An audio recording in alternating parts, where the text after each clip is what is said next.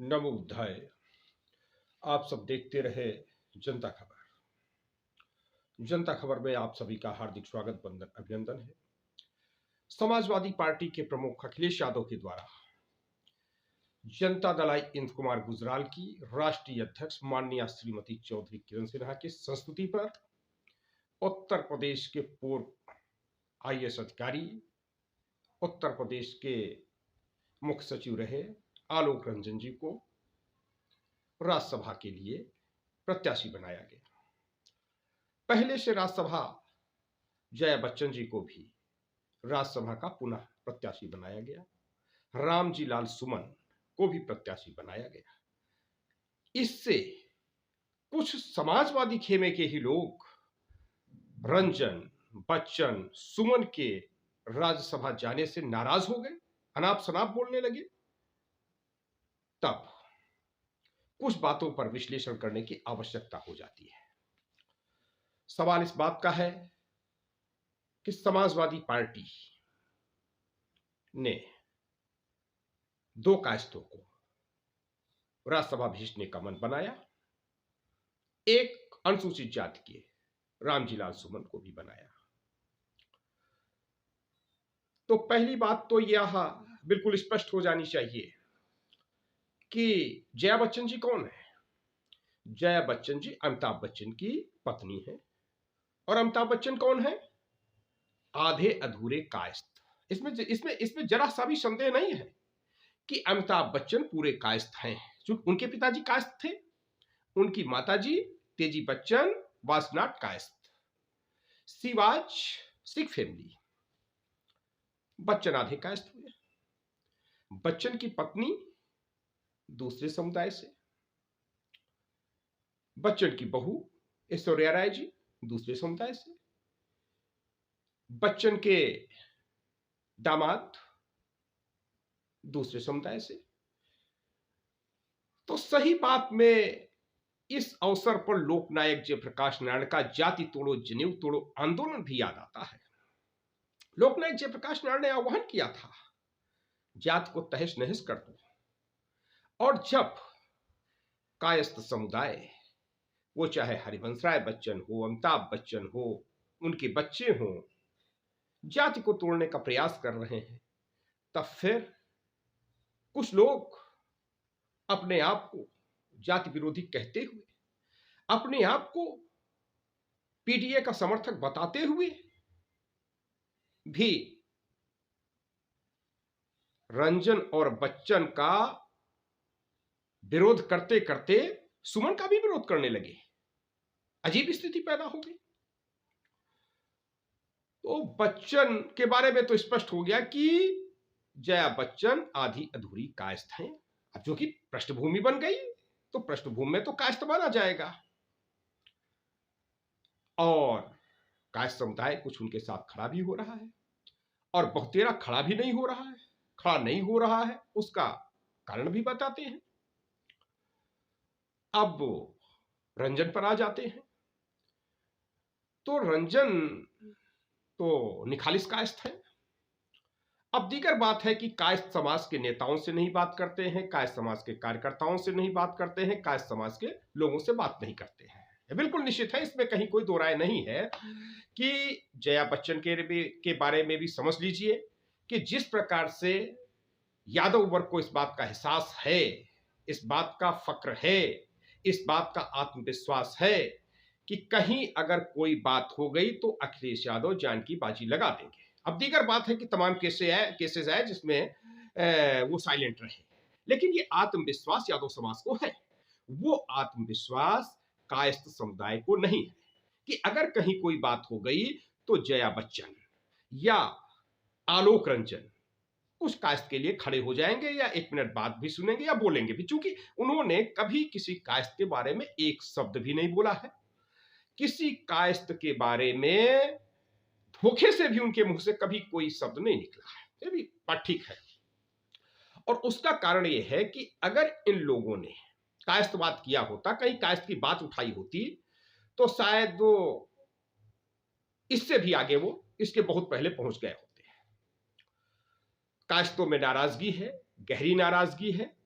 लेकिन सवाल यह भी उठ रहा है, आज चित्रगुप्ताश्रम मिर्री कला के परिक्षेत्र समाधा में सर्वेश कुमार श्रीवास्तव जी की अध्यक्षता में बैठक हुई। पंकज श्रीवास्तव ने संचालन किया।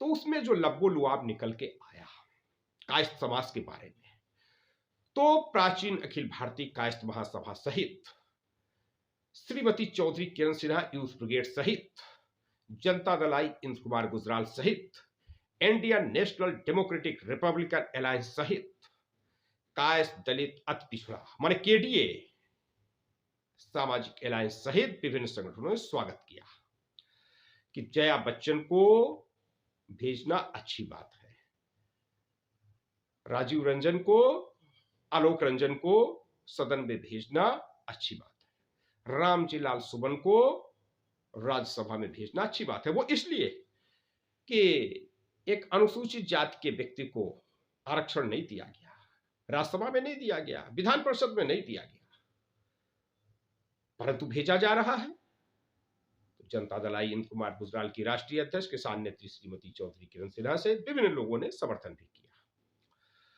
अब बात कुछ नेता जो विरोध कर रहे हैं पीडीए, तो दो बातें समझने वाली हैं कि पीडीए, क्या पीडीए कायस्थ के बिना चलेगा? क्या कायस्थ को उत्तर प्रदेश में लीजिए, पीडीए में कौन है? मुस्लिम कायस्थ। मुस्लिम कायस्थ means OBC, other backward classes. और अगर उसी कायस्थ ने कलमा नहीं पढ़ा, कलमा गो नहीं हुआ, नमाज नहीं पढ़ा, जकात नहीं निकाला, तो फिर वो बैकवर्ड कैसे? सवाल है। स्वामी विवेकानंद को कुछ लोगों ने इस नाते अपमानित करने का काम किया, उपेक्षित करने का काम किया कि स्वामी विवेकानंद कायस्थ जाति के हैं और कायस्थ जाति शूद्र है। अब देखिए कि कायस्थ समाज की सामाजिक स्थिति कैसी है। स्वामी विवेकानंद जैसे विश्वविख्यात व्यक्ति को भी अपमानित होना पड़ा कायस्थ होने के नाते, उपेक्षित होना पड़ा। और स्थिति इतनी नाजुक हो गई कि अमेरिका में अगर श्रीलंका के बौद्ध भिक्षु श्रद्धेय धम्मपाल जी अवसर नहीं देते तो स्वामी विवेकानंद को शिकागो में बोलने का अवसर नहीं मिलता, और स्वामी विवेकानंद की प्रतिभा से पूरा देश ही नहीं विश्व अपरिचित ही रह जाता। ठीक उसी प्रकार से जो काम कभी श्रीलंका के बौद्ध भिक्षु धम्मपाल जी ने किया, शायद वही काम कुछ ना कुछ अखिलेश यादव ने कर दिया। आलोक रंजन जी से आशा है लोगों को कि विकास में काम करेंगे।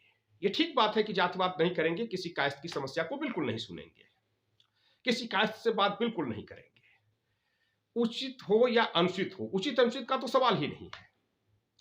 लेकिन उसके बावजूद भी कायस्थ समाज में उत्साह है, उल्लास है, चारों तरफ कायस्थ समाज इसका स्वागत कर रहा है। स्वागत इसलिए कर रहा है कि भारतीय जनता पार्टी, जिसको आंख बंद करके कायस्थ समुदाय ने वोट दिया, अपना मतदान किया, वोट सपोर्ट किया, नोट दिया, राम मंदिर आंदोलन में चाहे बिहार में रणधीर वर्मा आईपीएस ने अपनी कुर्बानी दी हो, आडवाणी को उन्होंने नहीं रोका। कुछ लोगों ने कहा उस समय के शासन प्रशासन ने इंगित किया कि आडवाणी को गिरफ्तार करो, लेकिन रणधीर वर्मा आईपीएस ने लाल कृष्ण आडवाणी को गिरफ्तार नहीं किया। उस गिरफ्तार न करने के एवज में उनको अपने प्राणों की आहुति देना पड़ा, उनकी हत्या कर दी गई।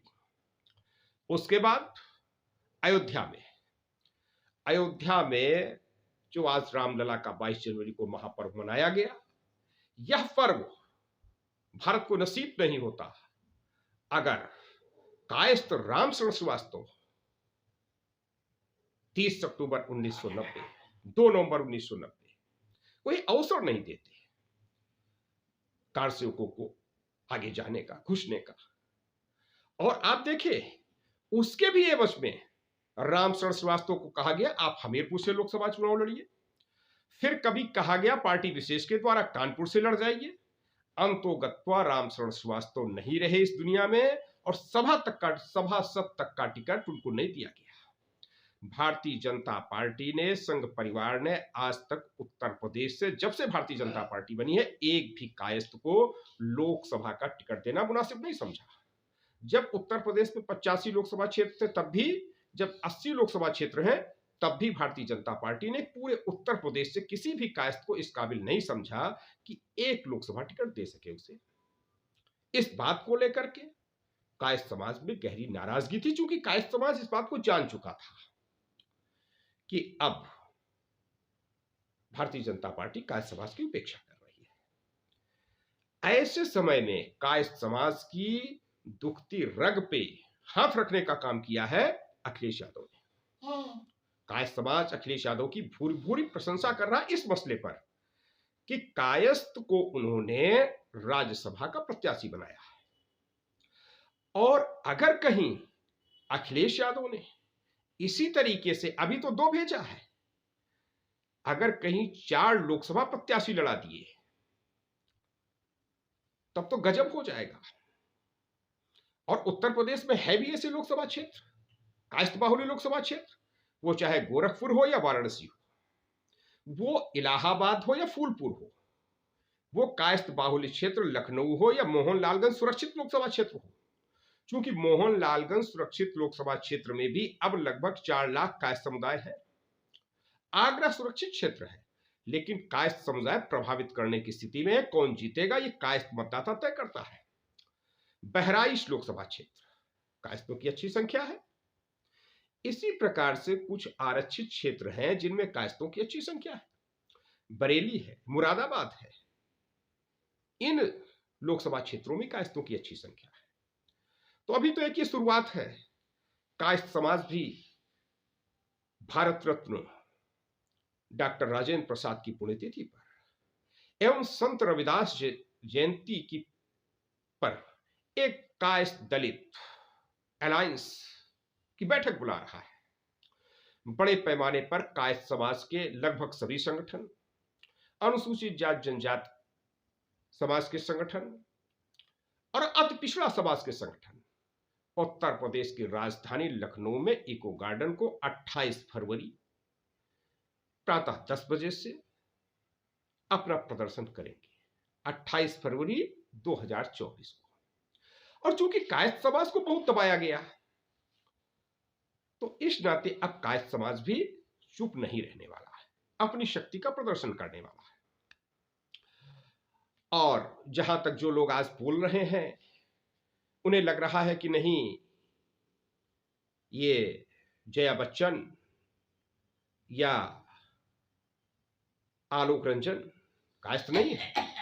तो इसके पहले उनको ये समझना होना चाहिए कि यह पहली बार, जया बच्चन को तो पहले से भेज रहे हैं वहां, लेकिन आलोक रंजन को उन्होंने पहली बार, माने एक पूरे कायस्थ को, जिसके बारे में कहा जा सकता है ही इस कायस्थ, वो ठीक फिर ध्यान में रखिए कि कायस्थ के बारे में न बोलने वाले, कायस्थ के बारे में न सुनने वाले, पूरा मौन धारण किए हुए, लेकिन फिर भी आलोक रंजन जी कायस्थ थे और उनको भेजा जा रहा है। चित्रगुप्ताश्रम निर्विकला उन्नाव में इस बात की खुशी है। चित्रगुप्ताश्रम निर्विकला में बराबर खुशी मनाई गई। आज भी बसंत पंचमी के दिन पर तो ये स्थिति रही।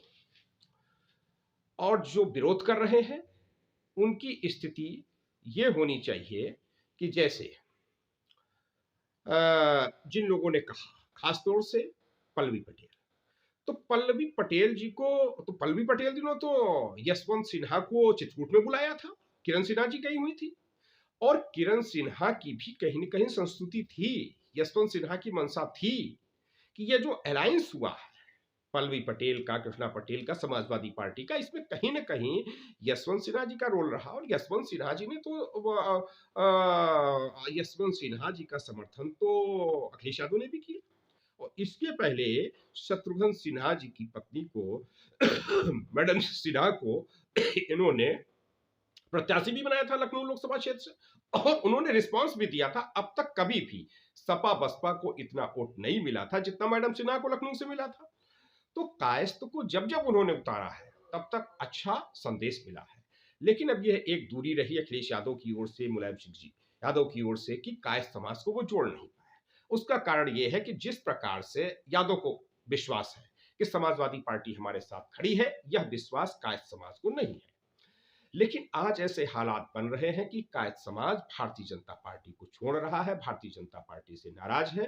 तो इन परिस्थितियों में समाजवादी पार्टी के साथ कायस्थ समुदाय जा सकता है। अब अखिलेश यादव अगर पहल करते हैं, कुछ लोकसभा क्षेत्रों से कायस्थ प्रत्याशी उतारते हैं, कुछ जो उनके दल में अच्छे लोग हों उनको उतारे जो कायस्थ बाहुल्य क्षेत्र है, और जो दूसरे दलों में सक्रिय है, जो चुनाव लड़ सकते हैं, जीत सकते हैं, उन पर नजर रखें। और जो कायस्थ समुदाय के हर विधानसभा क्षेत्र, कौन सा ऐसा विधानसभा क्षेत्र है, कौन सा लोकसभा क्षेत्र है जिसमें 2-4-5 हजार, विधानसभा की बात कर रहा हूं कि 2-4-5 हजार कम से कम, और अधिक से अधिक 40-50 हजार विधानसभा क्षेत्र में, कहीं कहीं 1 लाख कायस्थ मतदाता प्रभावित कर सकता है। पूर्वा विधानसभा क्षेत्र में नगर पंचायत का चुनाव था। उस नगर पंचायत के चुनाव में भारतीय जनता पार्टी के नेताओं ने पूरे घोड़े छोड़ दिए, और चूंकि वहां से कायस्थ चुनाव लड़ गया प्रमोद कुमार श्रीवास्तव, परिणाम हुआ कि भाजपा के कैंडिडेट को हारना पड़ा। उन्नाव में रजनीकांत श्रीवास्तव चुनाव लड़ गया, चाहे जितनी मेहनत कर ले भारतीय जनता पार्टी, उन्नाव हारी भारतीय जनता पार्टी चेयरमैनी के चुनाव में। मिर्जापुर में मनोज श्रीवास्तव ने नामांकन कर दिया, कुछ भी वोट मिला हो मनोज श्रीवास्तव को, बड़े पैमाने पे वोट मिला। और लखीमपुर में ईरा श्रीवास्तव निर्दलीय जीत करके आ गई। तो कहीं न कायस्थ होने के नाते तो कहीं न कहीं कायस्थों की ताकत है। अब कायस्थ भी अपनी ताकत भूला हुआ था। इधर किसान नेत्री श्रीमती चौधरी किरण सिन्हा ने कायस्थों को जगाया है, कायस्थों को जगा रही हैं। कुछ उत्साह शत्रुघ्न सिन्हा, यशवंत सिन्हा के माध्यम से भर रहा है, और विभिन्न कायस्थ समुदाय के संगठन हैं, वह भी काम कर रहे हैं कायस्थ समाज को जगाने के लिए। तो कायस्थ समाज जाग रहा है, 28 तारीख को अपना प्रदर्शन कर रहा है, और जो लोग विरोध कर रहे हैं उनको भी कायस्थ समाज अब मुंहतोड़ जवाब देगा। जैसे आज की बैठक में सवाल उठा कि पल्लवी पटेल जी जब 16 प्रत्याशी बनाए गए, जब अभी समाजवादी पार्टी ने जो 16 प्रत्याशियों की संख्या सूची जारी किया, और उसमें बहुतेरे उनके पटेल समुदाय से हैं, तो उन्होंने क्यों नहीं विरोध किया कि भाई पटेल को ही सब दिए दे रहे हो। लंबे समय से समाजवादी पार्टी के प्रदेश अध्यक्ष पटेल जी है, नरेश चंद्र उत्तम। तो नरेश उत्तम के प्रति पल्लवी पटेल का मुंह क्यों नहीं खुलता है कि भाई बहुत हो गया, परिवर्तन होना चाहिए। क्या नरेश उत्तम ही रहेंगे, दूसरे व्यक्ति को मौका दिया जाए। और जनता दल यूनाइटेड माने नीतीश कुमार, जिनसे गाहे बगाहे मिलने भी गई थी पल्लवी पटेल जी भी, पल्लवी पटेल जी की माता जी,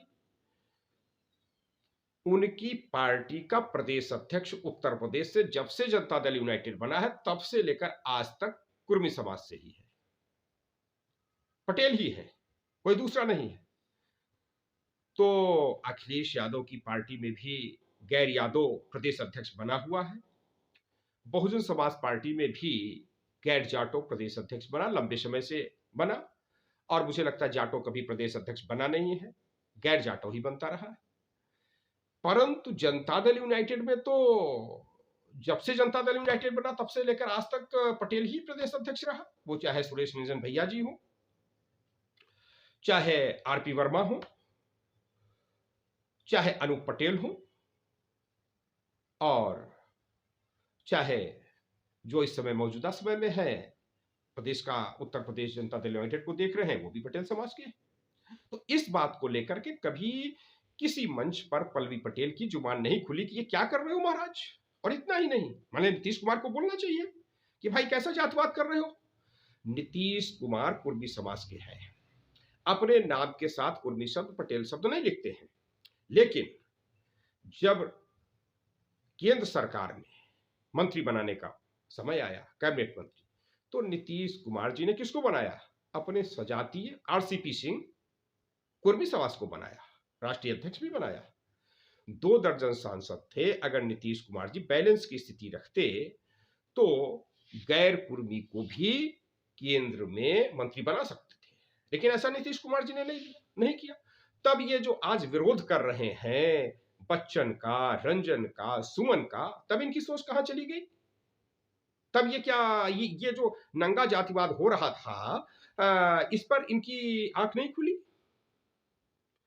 तो ये कैसे लोग हैं जो जातिवाद के खिलाफ लड़ाई भी लड़ रहे हैं, और उनकी जाति का व्यक्ति आ जाता है तो बिल्कुल चिड़ी चुप हो जाते हैं। उनकी जुबान उसी प्रकार से नहीं निकलती है जैसे कायस्थ के मुद्दे पर आलोक रंजन की नहीं निकलती है, जया बच्चन की नहीं निकलती है, कि कायस्थ समाज का चाहे जैसा मुद्दा हो, चाहे जैसा मसला हो, चिड़ी चुप। ये अच्छी बात नहीं है, न आलोक रंजन जी के लिए अच्छी बात है, न जया बच्चन जी के साथ। जया बच्चन को कम से कम सारी, जब भी कहीं किसी के साथ अन्याय हो, अत्याचार हो, अपमान हो, तो मुंह खोलना चाहिए। आलोक रंजन जी को भी अब मुंह खोलना चाहिए। अब तो रिटायर्ड आईएएस अधिकारी हो, अब आईएएस से रिटायर हो गए हैं, नौकरी से सेवानिवृत्त हो गए हैं, तो अब काहे का डर? अब तो जहां कहीं पर अन्याय अत्याचार हो किसी के साथ, मैं ये नहीं कहता केवल कायस्थ के साथ अन्याय अत्याचार हो तो आप हुक्की हुआ बोलिए, और जब कायस्थ ना हो तो चिड़ी चुप हो जाइए। नहीं, कहीं पर भी अन्याय हो, अत्याचार हो, अपमान हो, उपेक्षा हो, उस पर अपना मुंह खोलिए। और अगर यह बात कहीं इन लोगों ने शुरू कर दी, या कायस्थ समाज को ऐसा लीडर मिल गया, जैसे अन्य समाजों में है कि वो अपनी बिरादरी के साथ खड़े हो जाते हैं, हर जिले में उनकी बिरादरी से 4-6 लोगों के साथ संबंध बनाए हुए हैं, उनके बुलाने पर चले जाते हैं, उनको बुला लेते हैं। वो स्थिति अगर कायस्थ समाज में पैदा हो गई, जैसा कि लग रहा है कि किसान नेत्री श्रीमती चौधरी किरण सिन्हा के माध्यम से वो स्थिति पैदा हो रही है, कि केवल उत्तर प्रदेश में ही नहीं, दूसरे प्रदेशों में भी, विभिन्न जिलों में किरण सिन्हा जी के माध्यम से लोग खड़े हो रहे हैं।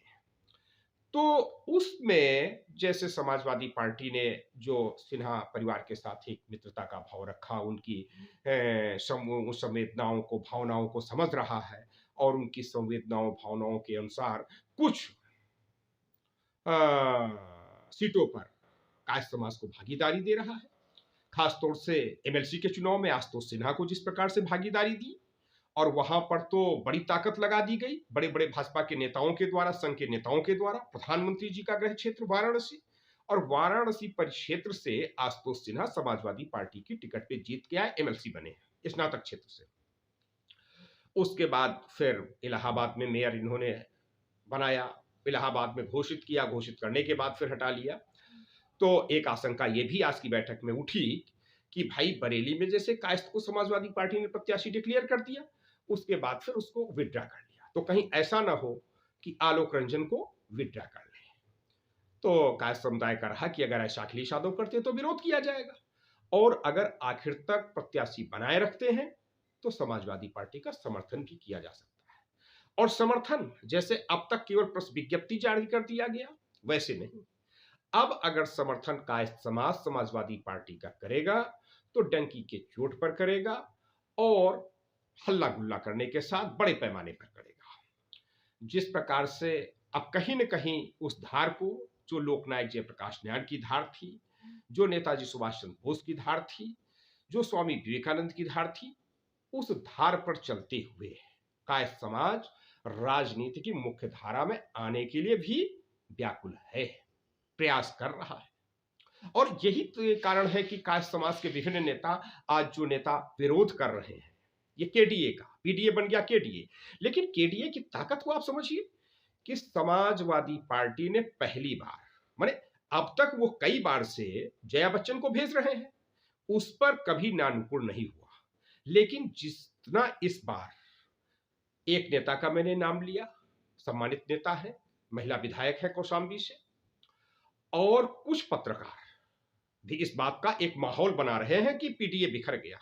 लेकिन पीडीए में जब ब्राह्मण आ जाता है तब पीडीए को खतरा नहीं होता है, जब पीडीए में ठाकुर आ जाता है तब खतरा नहीं होता है, जब पीडीए में वैसे आ जाता है, माने दो टंडन, लखनऊ से माने ये जो मौजूदा रविदास मेहरोत्रा जी, और उन्नाव से अनु टंडन, जिनकी स्थिति, जिनके बिरादरी के लोगों की स्थिति बहुत कम है, बहुत ही कम है, उसके बावजूद भी इन लोगों के मुंह नहीं खुलते हैं, छिड़ी चुप रहते हैं। लेकिन जब कायस्थ की बात आ जाती है तो ये बवाने लगे, भौंकने लगे। तो सवाल ये है कि कायस्थ समाज से ऐसी एलर्जी क्यों? और समाजवादी पार्टी के मुखिया मुलायम सिंह यादव अगर पहली बार मुख्यमंत्री बने हैं तो दो दो कायस्थों की भूमिका को भी जान लेना चाहिए इनको। हरिकिशन श्रीवास्तव जो विधानसभा अध्यक्ष बने, राजा विश्वनाथ प्रताप सिंह ने कई मंचों पर, वो चाहे बरेली का मंच हो, चाहे बनारस का मंच हो, चाहे इलाहाबाद का मंच हो, कई मंचों पर कह चुके थे कि हमारे भविष्य का मुख्यमंत्री हरिकिशन श्रीवास्तव। हरिकिशन श्रीवास्तव 89 का जब चुनाव हुआ तो विधानसभा अध्यक्ष बने और मुलायम सिंह यादव जी को 115 वोट मिले, अजीत सिंह को 110 वोट मिले, मात्र 5 वोटों से जीते मुलायम सिंह यादव। और ये जो 5 वोट से जीते, उस समय माना जा रहा था कि लगभग 25 से 30 विधायक हरिकिशन श्रीवास्तव जी के संपर्क में हैं और साधारण तरीके से नहीं संपर्क में, हाथ उठवा सकते थे। और वही हुआ, हरिकिशन श्रीवास्तव जी ने मुलायम सिंह यादव का खुला समर्थन किया। बांदा के बोस जमुना प्रसाद बोस निगम जी, जमुना प्रसाद बोस निगम जी समाजवादी नेता। अब इन बच्चों को जान लेना चाहिए, समझ लेना चाहिए कि किस प्रकार से उन्होंने मुलायम सिंह यादव का समर्थन किया, कराया। ये लोग तो जमुना प्रसाद बोस हो या हरिकिशन श्रीवास्तव हो, ये कोई जो है किसी पार्टी के बल से जीते थे, किसी नेता के बल से जीते थे? ये तो कई कई बार के विधायक रहे, जमुना प्रसाद बोस निगम हो या हरिकिशन श्रीवास्तव, अपने बलबूते पे जीतते थे। और वही स्थिति कायस्थ समाज की बन रही है कि किसी पार्टी की तरफ बहुत ज्यादा नहीं देखना है, किसी नेता की तरफ बहुत ज्यादा नहीं देखना है। जो कायस्थ समाज की रणनीति बन रही है, जो इलाहाबाद में केपी ट्रस्ट का चुनाव हो रहा था, केपी ट्रस्ट के चुनाव में किसान जो 25 दिसंबर 2023 को हुआ, वहां पर जनता दल आई इंद्र कुमार गुजराल की राष्ट्रीय अध्यक्ष माननीय श्रीमती चौधरी किरण सिन्हा ने पहुंचकर इस बात का ऐलान कर दिया था कि हम उत्तर प्रदेश में 10-12 कायस्थ बाहुल्य सीटों पर कायस्थ प्रत्याशी हम खड़ा करेंगे। उसी का असर यह दिखा है कि आज आलोक रंजन जी राज्यसभा में जा रहे हैं। ये इस बात को भारतीय जनता पार्टी तो ये मान के बैठी है कि कायस्थ समाज को चाहे भगाया जाए, चाहे जितना उपेक्षा किया जाए, चाहे जितना अपमान किया जाए, एक भी सीट सभासद की भी न दी जाए, फिर भी कायस्थ समाज आंख बंद करके भारतीय जनता पार्टी को ही सहयोग करेगा। परंतु स्थिति अब बदल चुकी है। अब जी हुजूरी नहीं दरबार में, कायस्थ आएगा सरकार में। कायस्थ समाज में बेचैनी बढ़ी है। और जहां तक अनुप्रिया पटेल जी की बात है, तो उनके पिताजी स्वर्गीय सोनेलाल पटेल जी, चूंकि मुझे सोनेलाल पटेल जी के साथ भी थोड़ी बहुत राजनीति करने का अवसर मिला, उन्होंने अपने बोर्ड पे लिखवा दिया था, जहां पर दलित पिछड़ा का शब्द था, अल्पसंख्यक का शब्द था, वहां पर ही सबसे पहला शब्द कायस्थ का था। याद कीजिए, जो साथी अपना दल में जाते होंगे, अपना दल का लखनऊ में बांस मंडी चौराहे पर कार्यालय था। उस बांस मंडी के चौराहे के कार्यालय पर सबसे पहला शब्द ही कायस्थ से था। कायस्थ, दलित, पिछड़ा, अल्पसंख्यक, जिस प्रकार से स्लोगन लिखा हुआ था, उसका पहला शब्द ही कायस्थ था। और प्रदीप कुमार श्रीवास्तव को फूलपुर से उन्होंने चुनाव भी लड़ाया। कायस्थ समाज के कई पदाधिकारी अपने दल में रहे। तो मुझे लगता है कि पल्लवी पटेल जी को इस बात को संज्ञान में लेना चाहिए और वो खुद माननीय किरण सिन्हा और यशवंत सिन्हा को चित्रकूट में बुला करके बड़ी रैली करा चुकी है। और पत्रकार साथियों को भी कायस्थ समाज की स्थिति के बारे में जानना चाहिए, उनके प्रभाव के बारे में जानना चाहिए, देश की आजादी में किए गए योगदान को जानना चाहिए और पार्टियों के योगदान में जानना चाहिए। और विभिन्न राजनीतिक दलों द्वारा, विभिन्न नेताओं द्वारा कायस्थ समाज की जो उपेक्षा की जा रही है, जो उत्पीड़न किया जा रहा है, उन विषयों को भी जानना चाहिए, समझना चाहिए। आखिर क्या कारण रहा कि राम जन्मभूमि के जो डीएम, अब डीएम बड़ा होता है कि एसपी बड़ा होता है, डीएम जो वहां थे, जिलाधिकारी थे रामशरण श्रीवास्तव, उनकी उपेक्षा करके उनको लोकसभा नहीं लड़ाया गया। और जो डीबी राय साहब थे, जो भूमिहार ब्राह्मण थे, उनको बगल की ही सीट सुल्तानपुर से 2-2 बार सांसद बना दिया गया। तो यह कायस्थ समाज से कब तक छुपाया जाएगा? अब कायस्थ समाज जान चुका है, कायस्थ समाज जाग चुका है कि विभिन्न राजनीतिक दल, विभिन्न राजनीतिक नेता हमारा शोषण कर रहे हैं, उत्पीड़न कर रहे हैं, विरोध कर रहे हैं। तो कायस्थ समाज अब जी हुजूरी नहीं दरबार में, कायस्थ आएगा सरकार में, इस नारे के साथ, संकल्प के साथ अपनी लड़ाई खुद लड़ने के लिए खड़ा हो गया है।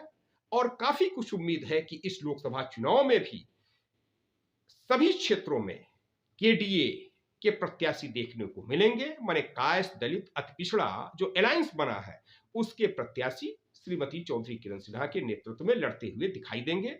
आप सब देखते रहिए जनता खबर।